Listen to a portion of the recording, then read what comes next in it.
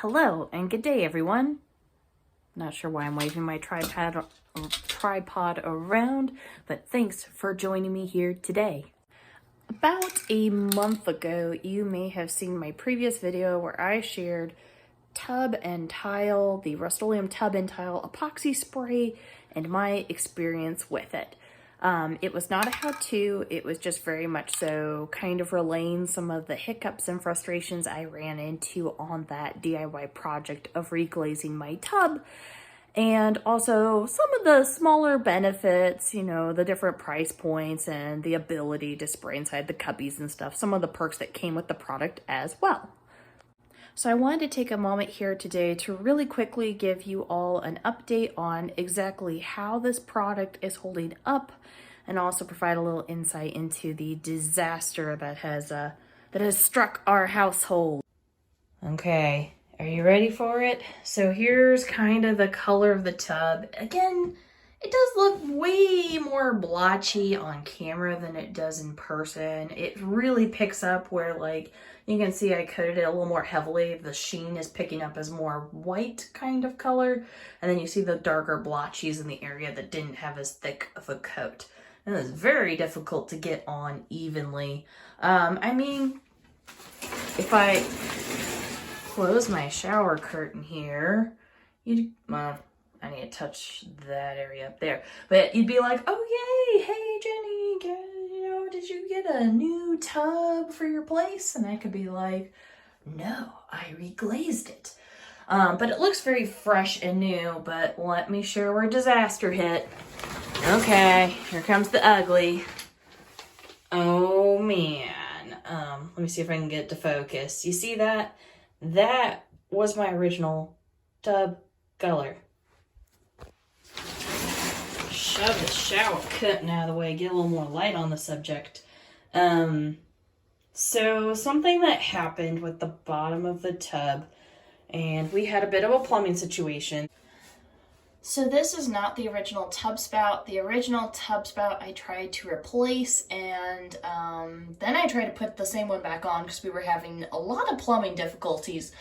Learned a lot with that project, and that yeah, you can't just slap new things over old pre-existing hardware. It doesn't always work out, especially if it's decades later. But anywho's, so the old tub spout flew across the tub, and it took out little chips in the epoxy finish. You can see just how, and this is after I went through about 10 cans. It just took it right off. So this was the size of this. And then I think what's happened is, as we've been showering in this tub, because we're still in the process of getting the master tub updated and finished out, water has seeped underneath the edges here, and it's starting to lift up more and more of the product. And so it's basically peeling off like paint. So now I have a big old ugly mark here. Yeah, I just wanted to show that. So definitely do not recommend letting metal hit this. If you're going to do any plumbing projects and you've reglazed your tub, make sure you've lined your tub with like a towel or a soft blanket, or else I don't want to see you run into this, especially after you spend so much time on it. I would probably recommend this for any tub reglaze. Make sure you're using soft towels whenever you're working on plumbing projects. Yeah, or any risk of metal hitting it. I don't think this really happened. I did throw my dogs in the tub, and I don't think this was because of that. I think it's just like one of these little areas, and then obviously this is the area where we stand the most when we shower, and that just weakened the product. All right, so now that you've seen, oh Lord. So, life with glasses, huh? So now you've seen the disaster. I will say this, I give it kudos for the fact that the epoxy, I was a little bit worried about it absorbing certain things. Like, I use henna on my hair. I don't know how many folks watching this channel are familiar with that. It is a natural plant powder that you mix with water, put on your hair, leave it on for about 4 hours, rinse it out, and it turns your hair, it gives it a nice coppery kind of orange tint that's very long lasting. This tint can also, though, hit your clothing, towels, what have you, and when you're rinsing off in the tub, I was really concerned that there was a chance it could stain the epoxy. No problem. It seemed to rinse right off. I haven't seen any permanent stains on the epoxy finish itself. So yeah, I am favorably impressed with the fact that it seems fairly stain resistant. Still dealing with some texture issues. It feels very rough in a lot of places like sandpaper. And then of course, I'm going to have to find a way to touch up the bottom.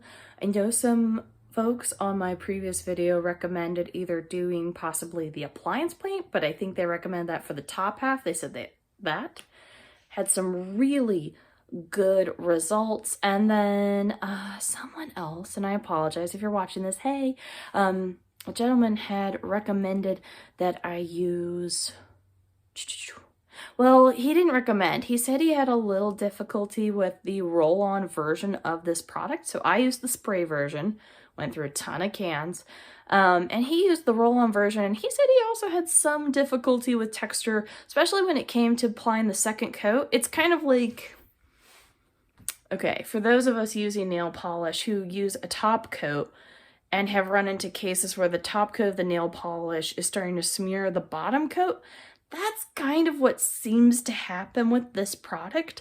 It's like when you put on the first coat, okay, and obviously it's not enough coverage to make it look nice, and then you go to put on the second coat, and it kind of causes a bigger mess underneath, and it risks smearing stuff around. And the gentleman said he had, I want to say his name was Mike, he had it bubble when he went to roll on the second layer. So I'm going to try to figure it out. If anyone has had to do this kind of repair work on a tub reglaze project with this product or any of this product lineup, Rust-oleum has 3-4 different things. The epoxy spray, the roll-on version of the epoxy acrylic coverage for reglazing tubs, and then they also have the touch-up kit, which I think is just a smaller version of the tub roll-on surface, and then they have their appliance paint. Any recommendations on which one I should use to fix it? Because I want it to look a little bit nicer than it does right now. So yeah, that is my 1 month update with this product. Hope it is helpful, kind of gives you a little food for thought, some considerations. Yeah, favorably impressed with the fact that it's not staining with like hair coloring products. I have not tested it with overtone conditioner yet. I probably will here in the near future, and would love to hear from y'all in the comment section on recommendations, what to do now. So thanks for watching. Bye.